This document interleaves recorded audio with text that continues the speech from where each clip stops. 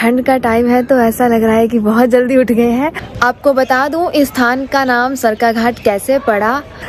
कहाँ बर्फीले इलाके में आ गई हूँ, बस बर्फ की कमी है। यहाँ पर लोगों का दाह संस्कार होता था तालाब के किनारे।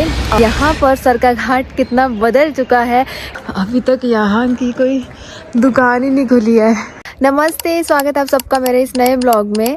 आज मैं जा रही हूँ सरकाघाट शिव मंदिर में दर्शनों के लिए, जो कि सरकाघाट बस स्टैंड के बिल्कुल नज़दीक ही मंदिर है। अभी सुबह के 7 बजे हुए हैं और ठंड का टाइम है तो ऐसा लग रहा है कि बहुत जल्दी उठ गए हैं।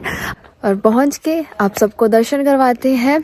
और इसी के साथ ये मंदिर सरकाघाट बस स्टैंड के बिल्कुल साथ में ही है, सो आराम से आप चलकर वहां तक जा सकते हो। सो चलिए अब मिलते हैं सीधा आपसे सरकाघाट।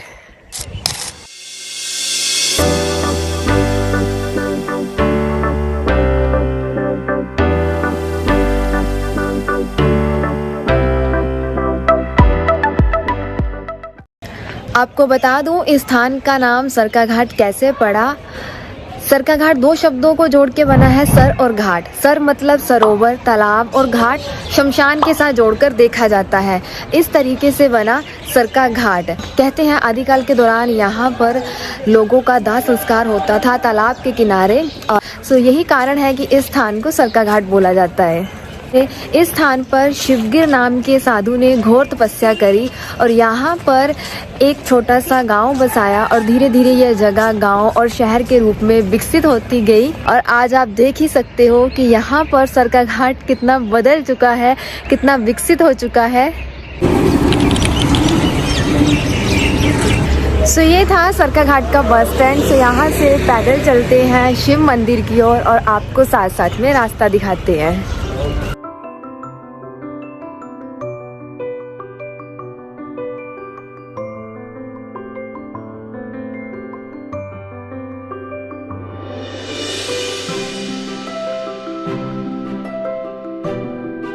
अभी तक यहाँ की कोई दुकान ही नहीं खुली है जिनसे पूछ लिया जाए कि रास्ता कौन सा है।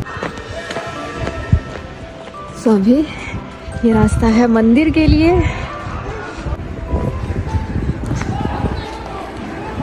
रूम में बैठे हुए इतनी ठंड पता नहीं लगती है जिस एरिया में मैं रहती हूँ।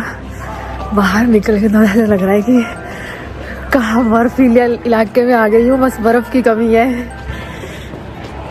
सुबह सुबह का टाइम है ना, तो इसलिए ज़्यादा ठंड लग रही है।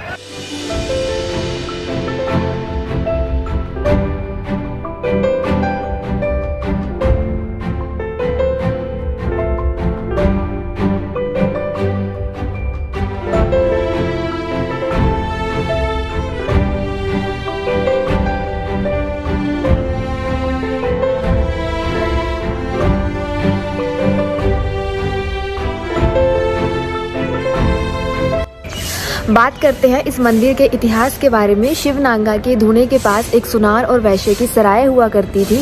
सुनार और वैश्य आपस में प्रेम करते थे, तो बाबा ने उन्हें कहा कि कोई भी गलत कर्म मत करना, पर उनके ऊपर बाबा की बातों का कोई असर नहीं हुआ और वे उनको भला बुरा कहने लगे। और बाबा प्रतिदिन स्नान करने के लिए बावड़ी पर जाते थे और वहाँ से कमंडल भरकर जल लाते थे।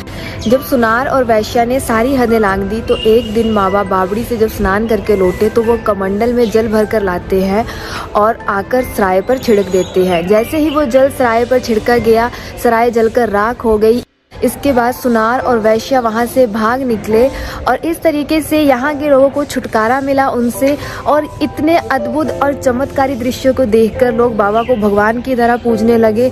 और यहाँ पर बाबा शिवनांगा के धूने को बैरी के पेड़ के पास से हटाकर शिवलिंग के पास स्थापित किया गया। और ये था यहाँ का इतिहास। सो ये था इस मंदिर का इतिहास जो मैंने अभी आपको बताया।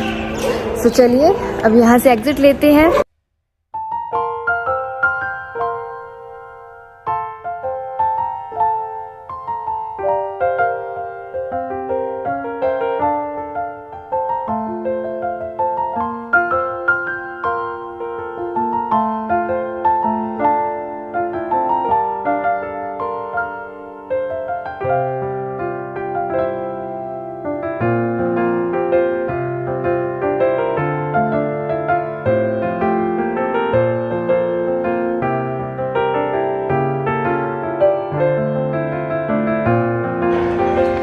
ये है सारा सरका घाट वाला एरिया। ये है सरका घाट।